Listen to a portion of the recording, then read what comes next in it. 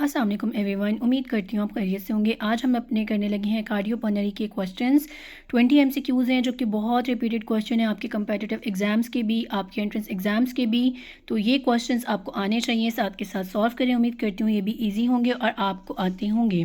Question number 1 से start करेंगे। What is the normal ejection fraction in a healthy adult? एक normal healthy आपका जो एडल्ट होता है उसके अंदर इजेक्शन फ्रैक्शन कितनी होती है? Option A 30 to 40%, B 40 to 50% या सी 55 to 70% या फिर डी 70 to 90%। कोशिश करें आंसर को गेस करें। करेक्ट आंसर सी है, 55 to 70% होती है। Ejection fraction represents the percentage of blood pumped out of the ventricle, out of the left ventricle per beat. Normal ejection fraction is 55 to 70%, while values below 40 indicate heart failure. ये भी आप याद रखें कि 40% से नीचे जाता है तो आपका हार्ट फेलियर इंडिकेट करता है। तो करेक्ट आंसर यहाँ पे आपका सी है। क्वेश्चन नंबर 2 देखेंगे। Which phase of cardiac rehabilitation focuses on early mobilization in hospital setting? कौन सा फेज होता है कार्डियक रिहैबिलिटेशन का जो फोकस करता है अर्ली मोबिलाइजेशन के ऊपर आपके हॉस्पिटल के अंदर? A phase 1, B phase 2, C phase 3 या D phase 4? Correct answer A है, फेज़ 1 के अंदर आपकी अर्ली मोबिलाइजेशन होती है। Phase 1 occurs in the hospital and focuses on early mobilisation, education and preventing complications after a cardiac event. Question number 3 देखेंगे। Which of the following is the primary muscle of inspiration? Inspiration की primary muscle कौन सी होती है? A sternocleidomastoid, B external intercostals, C diaphragm या D rectus abdominis? Correct answer C है, diaphragm आपकी primary muscle होती है। The diaphragm is the primary muscle responsible for inspiration, contracting to increase thoracic volume and decrease pressure for air entry. Contract करती है ताकि thoracic volume को बढ़ा सके, प्रेशर को डिक्रीज कर सके ताकि एयर की एंट्री पॉसिबल हो सके। तो option C is your correct answer. Question number 4 देखेंगे।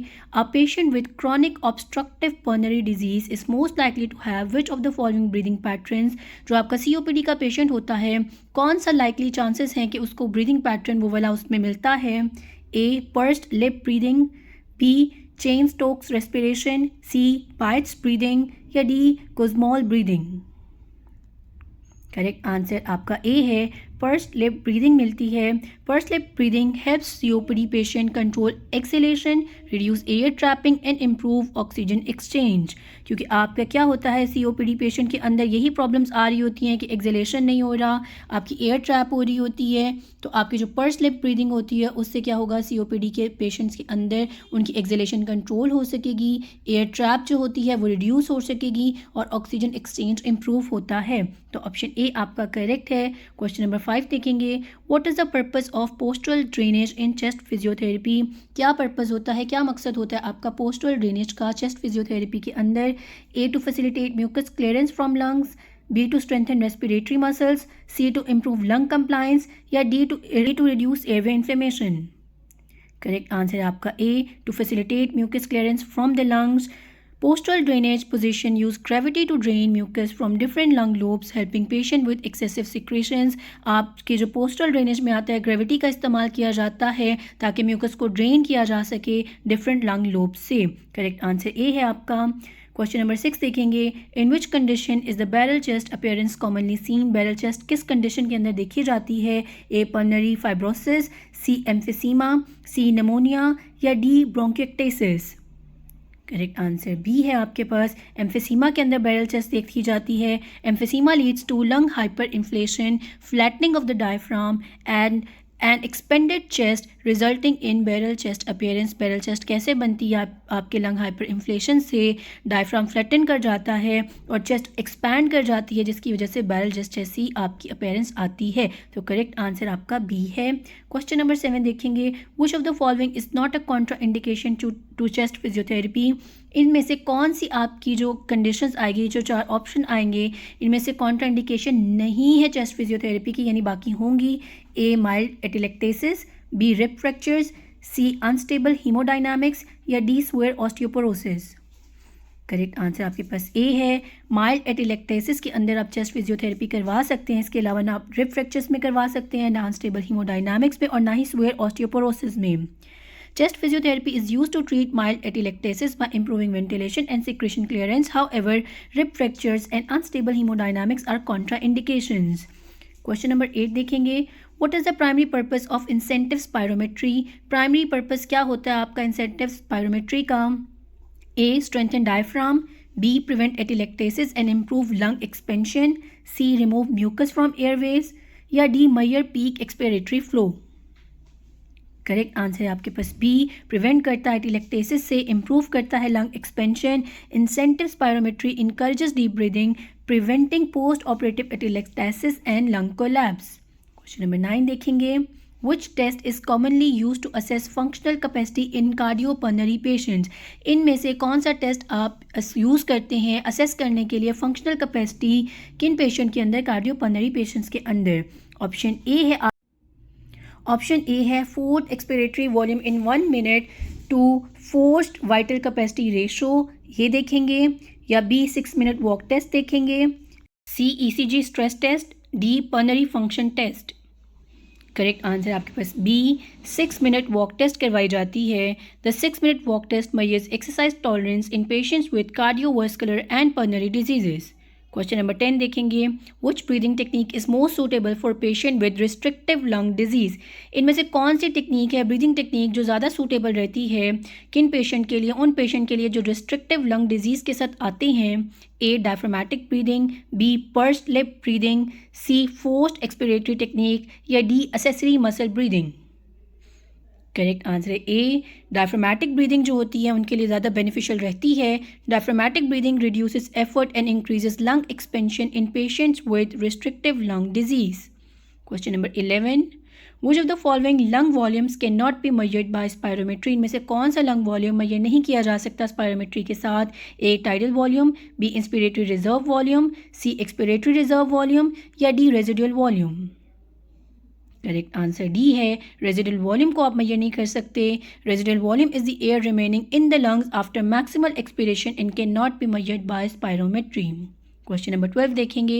Which heart sound is associated with mitral valve closure? इनमें से कौन सा हार्ट साउंड एसोसिएट करता है मिट्रल वाल्व के क्लोजर पे? जब मिट्रल वाल्व बंद होता है तो कौन सा साउंड आपको सुनाई देता है? ए S1, बी S2, सी S3 या डी S4. करेक्ट आंसर आपके पास ए है. S1 साउंड आपको सुनाई देता है. S1 is produced by the closure of mitral and tricuspid valves at the beginning of systole. Question number 13 देखेंगे. What is the primary cause of left sided heart failure? क्या main cause होती है आपके left side heart failure की? A valvular stenosis. B hypertension and ischemic heart disease. C pulmonary hypertension. या D myocarditis. Correct answer आपके पास B है. Hypertension और इस्केमिक हार्ट डिजीज़ ये दोनों रीजंस होती हैं जो मेन होती हैं आपके लेफ्ट हार्ट साइड के फेलियर की. These are the most common causes of left sided heart failure due to increase cardiac workload and myocardial damage. Question number 14 देखेंगे. Which condition is commonly treated with pulmonary rehabilitation? कौन सी condition treat की जाती है ज़्यादातर pulmonary rehabilitation के through? A asthma. B COPD. C pneumonia. D tuberculosis. Correct answer आपके पास बी है. COPD को आप कॉमनली ट्रीट करते हैं. Pulmonary rehabilitation is highly beneficial in improving quality of life and exercise tolerance in COPD patients. Question number 15 देखेंगे. What is the best exercise prescription for post MI cardiac rehab patient? Post MI is post myocardial infarction, यानी heart attack के बाद आपके पास आ रहा है cardiac rehab patient है. अब कौन सी एक्सरसाइज बेस्ट रहेगी, कौन सी प्रिस्क्राइब करेंगे? A high intensity interval training. B resistance training only. C low to moderate intensity aerobic exercise. या D no exercise recommended. Correct answer C है. Low to moderate intensity aerobic exercise करवाएंगे. This type of exercise helps improve cardiovascular function safely post MI. Question number 16 देखेंगे. Which medication class is commonly prescribe for heart failure? कौन सी medication की class ज़्यादातर prescribe की जाती है heart failure cases के अंदर? A beta blockers. B ACE inhibitors. C diuretics. या D calcium channel blockers. Correct answer B है. ACE इनहिबिटर्स जो हैं वो ज़्यादा कॉमनली प्रिस्क्राइब किए जाते हैं. ACE inhibitors help reduce after load and improve cardiac function in heart failure patients. Question number 17. Which breathing technique is most beneficial for a patient with weak cough reflex and secretion retention. कौन सी breathing technique ज़्यादा beneficial रहती है उन patient के लिए जिनको week कॉफ reflex है और सिक्रेशन रिटेंशन है?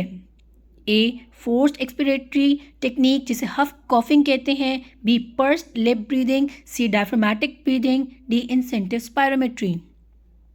करेक्ट आंसर आपके पास ए है, फोर्स्ड एक्सपिरेटरी टेक्निक जिसे हफ कॉफिंग भी कहा जाता है।